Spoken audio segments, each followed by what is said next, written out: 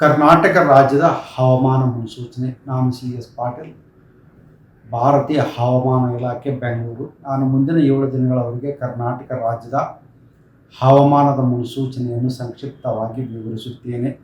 ಇಂದು ಕರಾವಳಿ ಜಿಲ್ಲೆಗಳಲ್ಲಿ ವ್ಯಾಪಕವಾಗಿ ಮಳೆಯಾಗಿದ್ದರೆ, ಉತ್ತರ ಹಾಗೂ ದಕ್ಷಿಣ ಒಳನಾಡಿನ ಜಿಲ್ಲೆಗಳಲ್ಲಿ ಹಲವು ಕಡೆ ಮಳೆಯಾಗಿದೆ.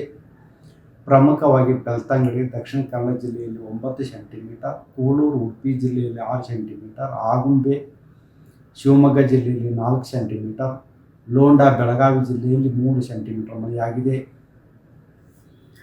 ಕರಾವಳಿ ಜಿಲ್ಲೆಗಳಲ್ಲಿ ಆಗಸ್ಟ್ 6ರಿಂದ ಆಗಸ್ಟ್ 8ರವರೆಗೆ ವ್ಯಾಪಕವಾಗಿ ಮಳೆಯಾಗುವ ಹೆಚ್ಚಿನ ಸಾಧ್ಯತೆ ಇದ್ದು, ಉತ್ತರ ಕನ್ನಡ, ಉಡುಪಿ ಹಾಗೂ ದಕ್ಷಿಣ ಕನ್ನಡ ಜಿಲ್ಲೆಗಳ ಕೆಲವು ಕಡೆ ಭಾರಿ ಮಳೆಯಾಗುವ ಸಾಧ್ಯತೆ ಇರುವುದರಿಂದ ಈ ಜಿಲ್ಲೆಗಳಿಗೆ ಆಗಸ್ಟ್ 6, 7 ಹಾಗೂ 8ರಂದು ಯೆಲ್ಲೋ ಅಲರ್ಟ್ ಅನ್ನು ಕೊಡಲಾಗಿದೆ. ಉತ್ತರ ಹಾಗೂ ದಕ್ಷಿಣ ಒಳನಾಡಿನ ಜಿಲ್ಲೆಗಳಲ್ಲಿ ಆಗಸ್ಟ್ 6, 7 ಹಾಗೂ 8ರಂದು ಹಲವು ಕಡೆ ಮಳೆಯಾಗುವ ಹೆಚ್ಚಿನ ಸಾಧ್ಯತೆ ಇದ್ದು, ಶಿವಮೊಗ್ಗ, ಚಿಕ್ಕಮಗಳೂರು, ಹಾಸನ ಹಾಗೂ ಕೊಡಗು ಜಿಲ್ಲೆಗಳ ಕೆಲವು ಕಡೆ ಭಾರಿ ಮಳೆಯಾಗುವ ಸಾಧ್ಯತೆ ಇರುವುದರಿಂದ ಈ ಜಿಲ್ಲೆಗಳಿಗೆ ಆಗಸ್ಟ್ 6, 7 ಹಾಗೂ 8ರಂದು ಯೆಲ್ಲೋ ಅಲರ್ಟ್ ಅನ್ನು ಘೋಷಿಸಲಾಗಿದೆ. ಬೆಂಗಳೂರಿನಲ್ಲಿ ಆಗಸ್ಟ್ 6, 7 ಹಾಗೂ 8ರಂದು ಕೆಲವು ಕಡೆ ಹಗುರದಿಂದ ಸಾಧಾರಣವಾಗಿ ಮಳೆಯಾಗುವ ಹೆಚ್ಚಿನ ಸಾಧ್ಯತೆ ಇದೆ.